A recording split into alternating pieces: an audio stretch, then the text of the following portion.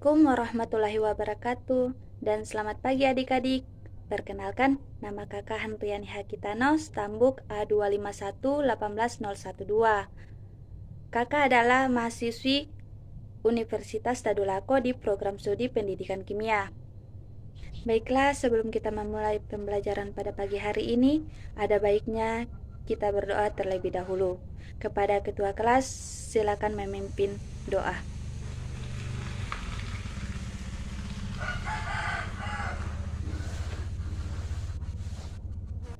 Oke, selanjutnya kakak akan mengecek kehadiran pada pertemuan kali ini. Claudia hadir, Cynthia, Bella. Oke, jadi yang tidak hadir pada hari ini 3 orang. Sebelum kita masuk materi pada hari ini, adik-adik kan pernah mempelajari tentang tabel periodik unsur pada kelas 10. Nah, di sini kakak ingin bertanya, siapa yang masih ingat tentang golongan 8A pada tabel periodik unsur? Nah, Dina?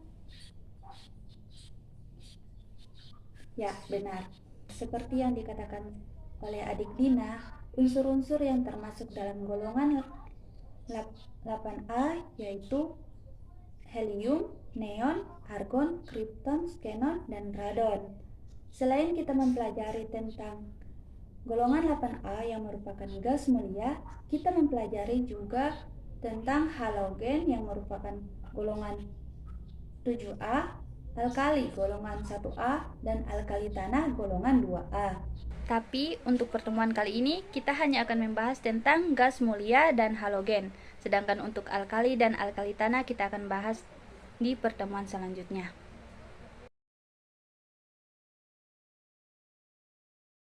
Adapun tujuan pembelajaran kita pada pagi hari ini, yang pertama itu siswa dapat mengidentifikasi kelimpahan unsur-unsur utama di alam. Yang kedua, siswa dapat mengidentifikasi sifat-sifat fisik dan sifat-sifat kimia unsur golongan utama. Siswa dapat mengaitkan sifat dan kegunaan unsur-unsur golongan utama. Dan yang terakhir, siswa dapat menganalisis pembuatan unsur-unsur golongan utama. Kali ini kakak akan membagi kalian berdasarkan 2 kelompok, di mana kelompok pertama akan membahas tentang gas mulia dan kelompok kedua akan membahas tentang halogen. Karena semua sudah mendapatkan kelompoknya masing-masing, silakan kalian berdiskusi dengan teman kelompoknya. Selagi kalian berdiskusi, kakak akan menjelaskan sedikit tentang materi kali ini. Nah, pertama kita masuk ke keberadaan unsur di alam. Adik-adik dapat lihat pada tabel di samping tentang kelimpahan unsur di kulit bumi, di mana oksigen merupakan unsur yang kelimpahannya paling banyak, diikuti oleh silikon, aluminium, dan seterusnya. Sedangkan unsur yang paling sedikit yaitu fluorin, strontium, dan unsur-unsur lain. Selanjutnya, keberadaan unsur golongan utama di alam. Nah, yang pertama itu gas mulia. Gas mulia itu terdiri dari unsur-unsur helium, neon, argon, krypton, xenon, dan radon. Unsur gas mulia yang paling banyak terdapat di udara adalah argon, sedangkan unsur gas mulia yang paling sedikit adalah radon. Nah, yang kedua yaitu halogen. Halogen itu terdiri dari unsur fluorin, klorin, bromin, iodin, dan astatin. Halogen sangat reaktif sehingga di alam hanya ditemukan dalam bentuk senyawanya. Kelimpahan unsur-unsur ini banyak terdapat di lautan. Selanjutnya kita masuk ke sifat-sifat unsur golongan utama.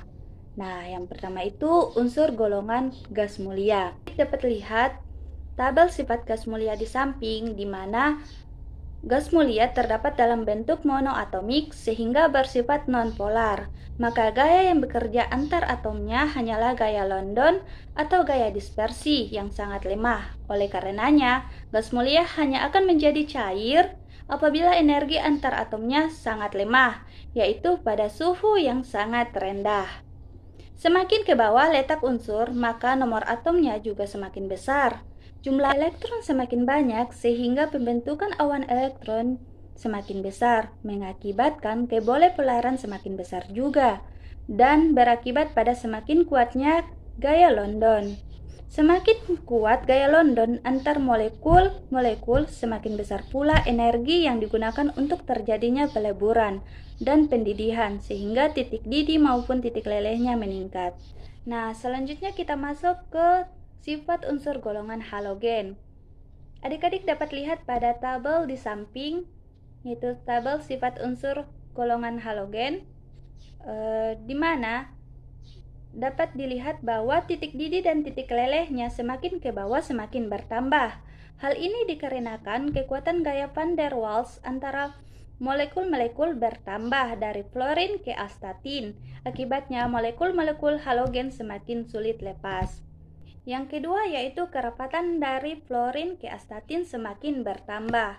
Kenaikan nilai kerapatan cukup drastis dari klorin ke bromin akibat adanya perubahan fase dari gas fluorin-klorin ke cair bromin dan padat iodin. Hal ini menunjukkan kekuatan gaya van der Waals bertambah dari fluorin ke iodin.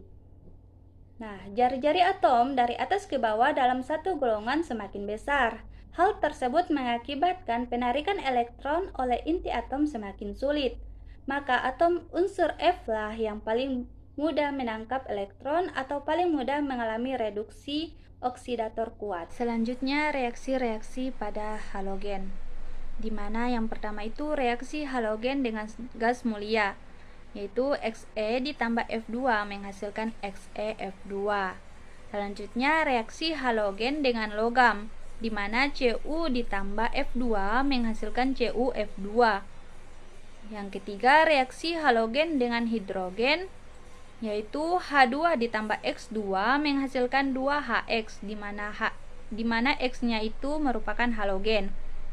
Selanjutnya reaksi halogen dengan basa, pada suhu rendah X2 ditambah 2OH- menghasilkan X- ditambah XO- tambah H2O. Sedangkan pada suhu tinggi 3X2 ditambah 6OH- menghasilkan 5X- ditambah XO3- ditambah 3H2O. Kita masuk dalam pembuatan gas mulia. Di sini kakak akan berikan contoh tentang pengambilan neon, argon, kripton, xenon dari udara, di mana pada tahap awal dilakukan pemisahan udara dari CO2 dan uap air. Selanjutnya udara diembunkan dengan pemberian tekanan 200 atm dan diikuti dengan pendinginan cepat.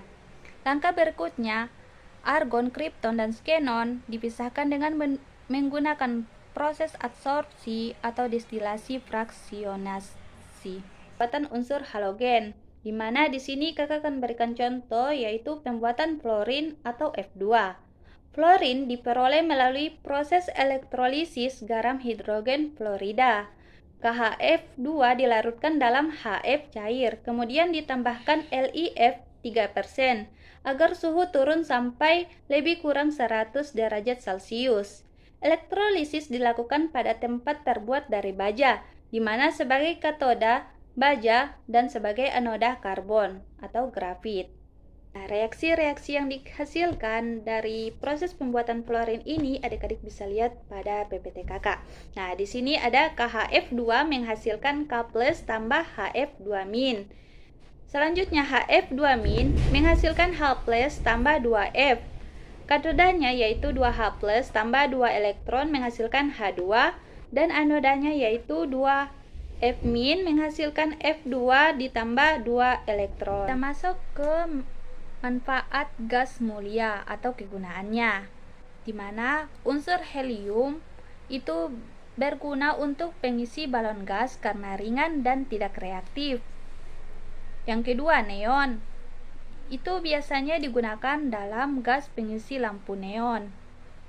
Yang ketiga, argon biasa digunakan untuk pengisi bola lampu pijar. Yang keempat, kripton, di mana biasanya digunakan untuk lampu kilat untuk fotografi. Yang kelima, xenon biasanya digunakan untuk pembuatan lampu untuk bakterisida. Yang terakhir, radon biasanya digunakan untuk radioterapi kanker. Selanjutnya, manfaat atau kegunaan dari unsur halogen, di mana yang pertama itu fluorin. Fluorin digunakan sebagai pendingin. Senyawa fluorida biasa digunakan untuk pasta gigi. Yang kedua, klorin. Biasanya digunakan untuk mensintesa senyawa-senyawa kimia plastik misalnya. Yang ketiga, bromin. Biasanya digunakan untuk sintesis senyawa-senyawa karbon. AgBr dipergunakan dalam sinar X. Yang terakhir, iodin. Biasanya digunakan untuk membuat filter polarisasi pada kacamata hitam atau dilarutkan dalam alkohol berguna untuk antiseptik. Karena waktu diskusi telah habis, apakah adik-adik telah selesai mendiskusikan materi kali ini? Oke, bagus sekali karena setiap kelompok telah berdiskusi dengan teman-teman kelompoknya. Kepada kelompok 1, kakak persilahkan untuk mempresentasikan hasil diskusi dengan temannya. Oke, bagus sekali. Berikan tepuk tangan untuk kelompok 1. Oke, selanjutnya kita lanjutkan pada kelompok 2. Kepada kelompok 2, kakak persilahkan untuk mempresentasikan tentang hasil diskusinya. Oke, terima kasih kepada kelompok 2 yang telah mempresentasikan materinya tentang halogen. Oke, sampai di sini apa masih ada yang ingin ditanyakan tentang materi kali ini? Oke, karena semuanya sudah paham, adakah yang ingin menyimpulkan tentang materi tentang pertemuan kita kali ini? Ya, Dita.